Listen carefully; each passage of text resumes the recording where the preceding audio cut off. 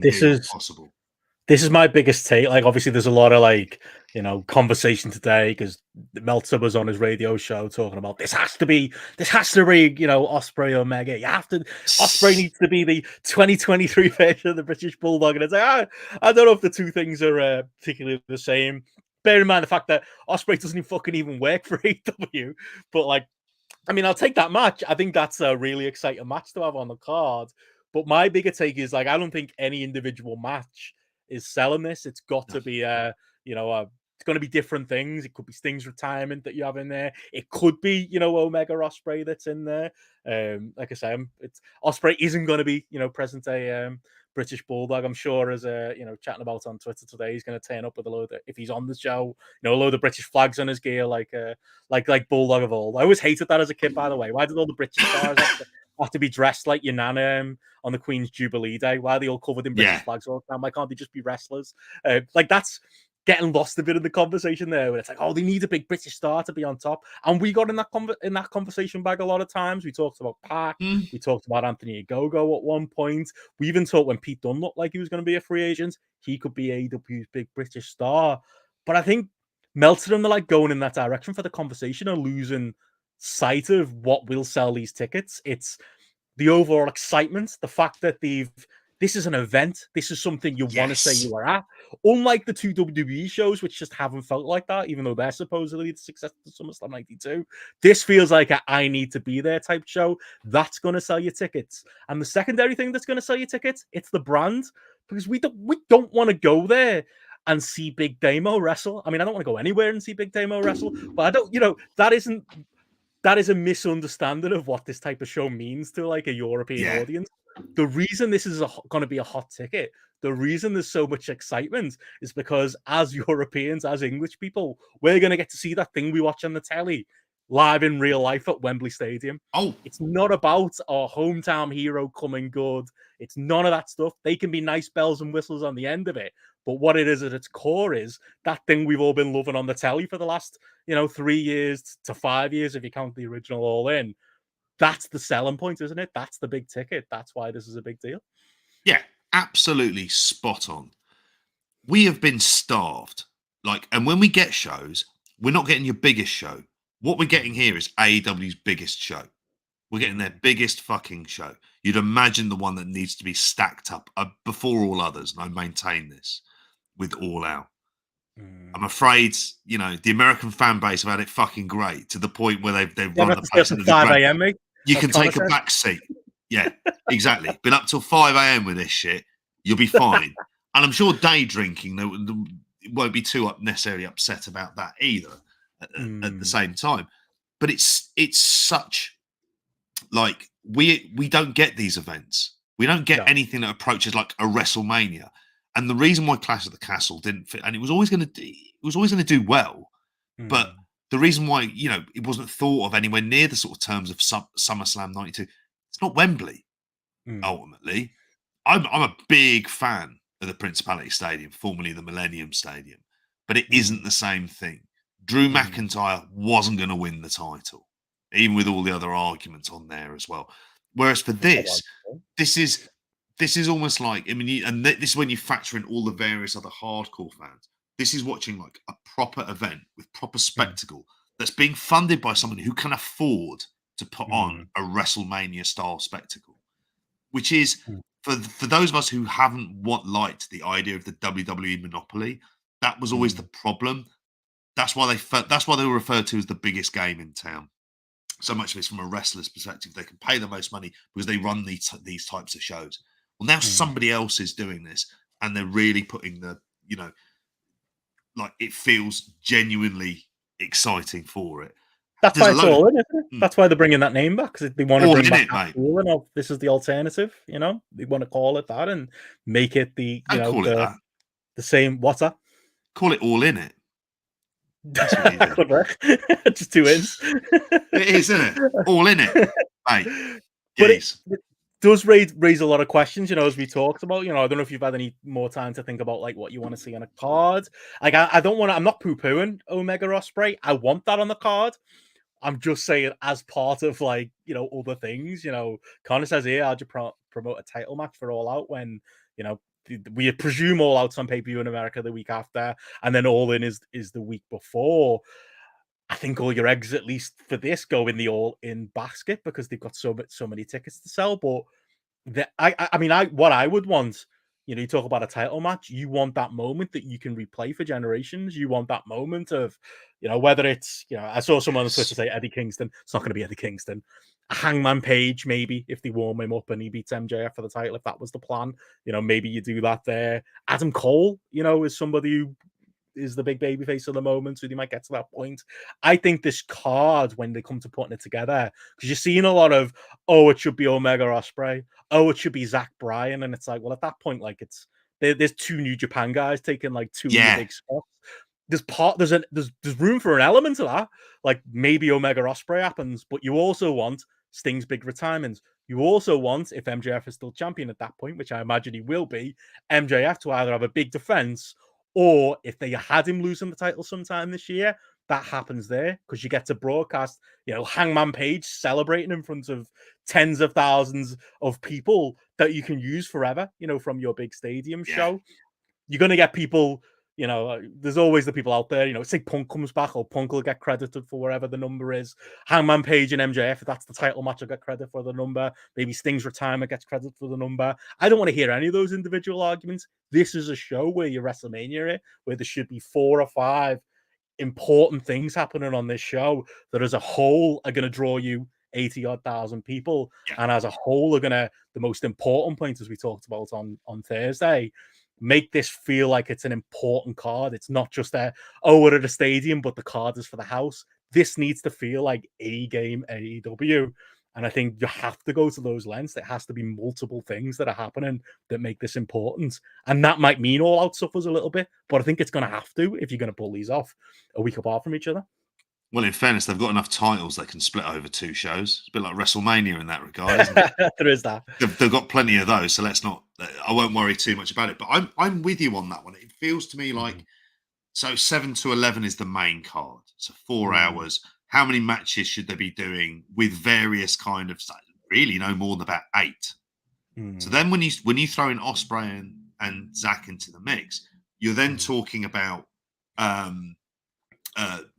like you say, 2 New Japan guys taking in there. Where's the tag match? The women's match? I mean, if you're going for an early shout of what it's going to be, and it feels like I can see why they do it, although I would be massively looking forward to it. Jamie Hayter versus Saraya. Well, I'd be all right with it as long as Jamie Hayter's going. Maybe that's your token British match. I mean, I'd rather that than, fucking. I've literally seen people talk about Doug Williams getting a spot on this card. That is not what this card should be for. Fuck that. No. You've got British wrestlers, use them. But because obviously it's Wembley. This weekend isn't about British wrestling. Like you said before, this is not about not about British wrestling. No. Like there's chances for this, as we'll get onto it, where there is a massive shot in the arm across Europe that should be able to happen as a result of this. But it isn't about that. Like you say, it is, I think, like you say, you're wanting to see the big stars. They have to be in meaningful, like big matches. This show has to be treated like their biggest match ever because, again, like you say, this is going to be their calling card. Like, and it's also like, I pray to God, if the lighting looked good, which hasn't always happened. We saw that with Grand Slam, which should have looked better on TV than what it actually did, even though it was like a big crowd. It didn't feel as kind of big and momentous as it should do. Well, here there really isn't any excuses for that. The lighting at Wembley is pretty good. It's kind of like in terms of the people like on there. Like we spoke about this on the weekend show. If you're wanting to draw your biggest audience, if you're having your big return of CM Punk, this is where you have it.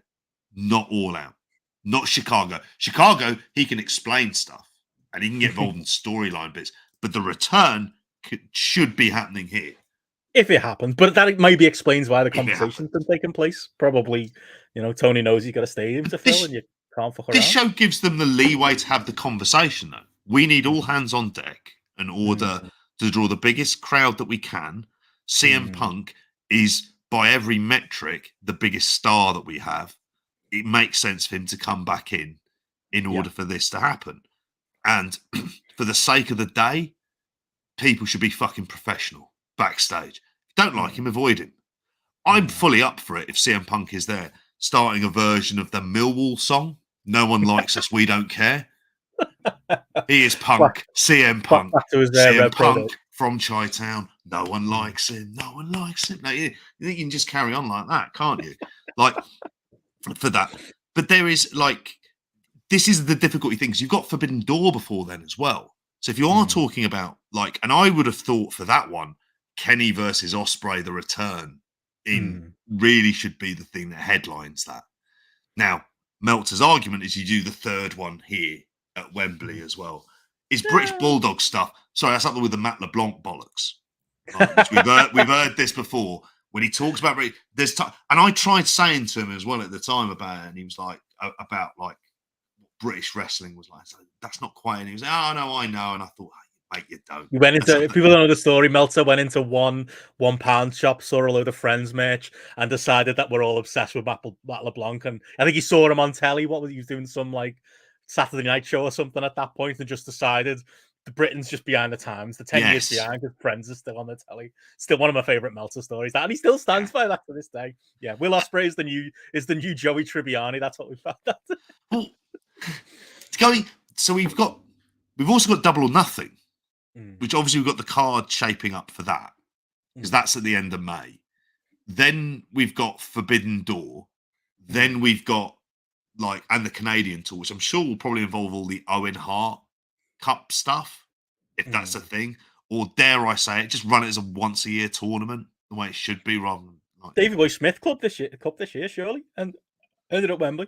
The Davey Boy Smith bin lid, give away the big bin that he threw at Stephanie's head that year at the UK only pay-per-view. It's as people in the chat are kind of intimating about it. I'm more or less like the matches that they can put on. Like I say, I want it to be singles matches. I don't want to see like multi-man nonsense thrown on there for the sake of getting everyone. Oh, there'll be a battle royal. There'll be a battle royal.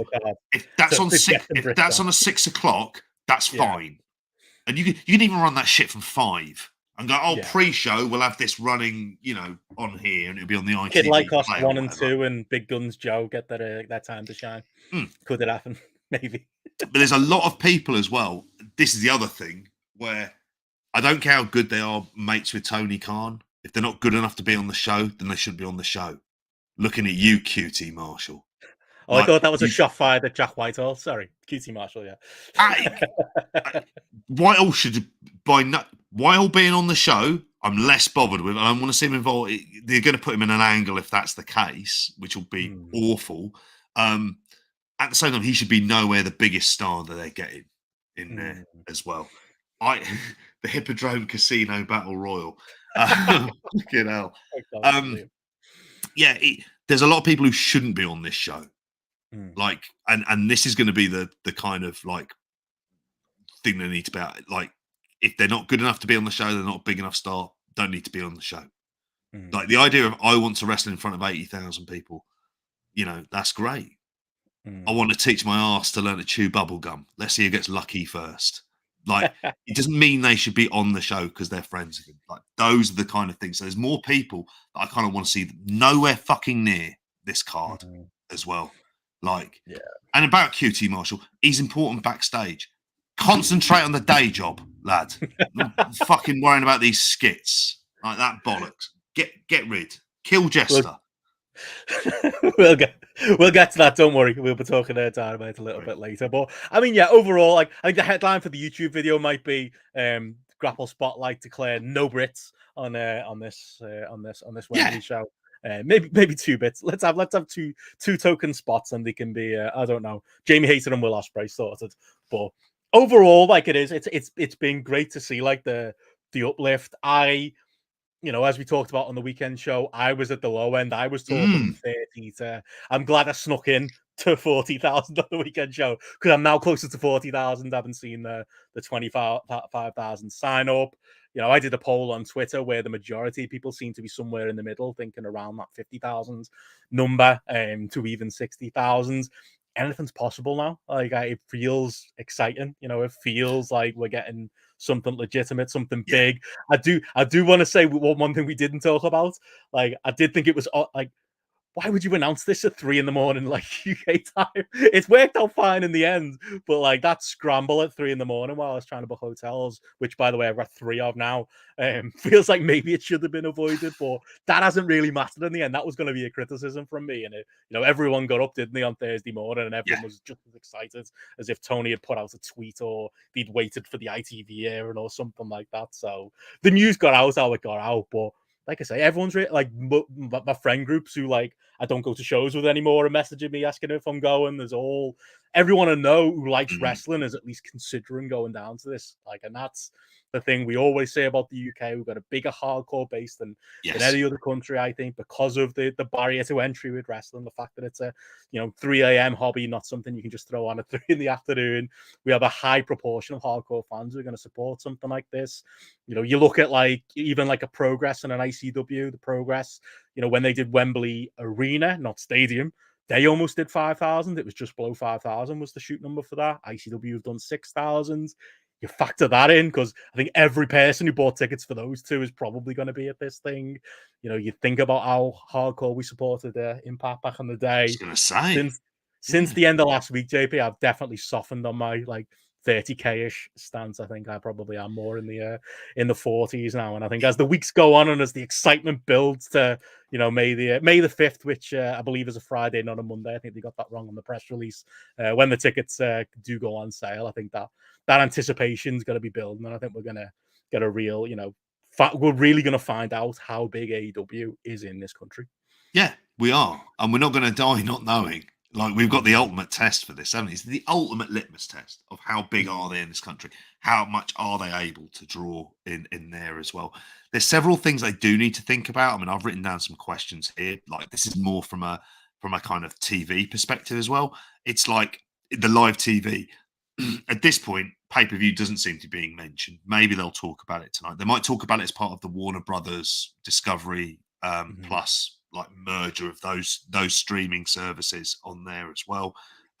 Obviously, you've got the booking issues. Like, they need to be quite tight with all of the booking. Forbidden Door, you can get away with stuff necessarily. You don't need to bring people over. You can just have AEW. What they should be doing is having AEW storylines building towards All Out and, well, Wembley, All In and All Out, whilst at the same time Forbidden Door happens, but it can almost happen as part of a vacuum. Because those angles last time, they were pretty daft on there as well. Production-wise, ITV have done a lot of boxing. Are you able to use like the ITV crew for that? You do football as well at the same time. What are they going to promote it on? The biggest sports things they do is England, and now really it's the NFL. And they've got the NFL show on there. And I've seen people mention in the chat, there's going to be talks of selling tickets for the Jags alongside this as well, that they'll do those kind of deals, or the Khans will do that in there. How do they hit the mainstream? Because it does feel we're relying a lot on what a hardcore base is. Can that hardcore base sell out Wembley Stadium for 90,000? It's a big, big, big question. And you mentioned there about like the UK, like of how starved we are. You get Ireland into the mix. You get obviously France, Germany, fans from all over Europe.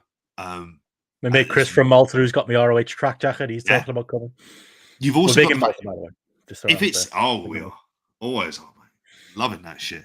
But at the same time, I think you're going to get fans from Australia who come over for this, because it's this in and of itself. It will feel so special, and if you can't get hyped for this, really, like a kind of somebody trying to do a WrestleMania, but the thing is, the bar has been set incredibly fucking high for spectacle. And as I said on the weekend show, no scrimping or saving on this. Proper celebrities, proper stars, proper matches, best foot forward. There's no mates rates that's going around. Peter Avalon's near the place. Fucking show him away. Go to the Weatherspoons.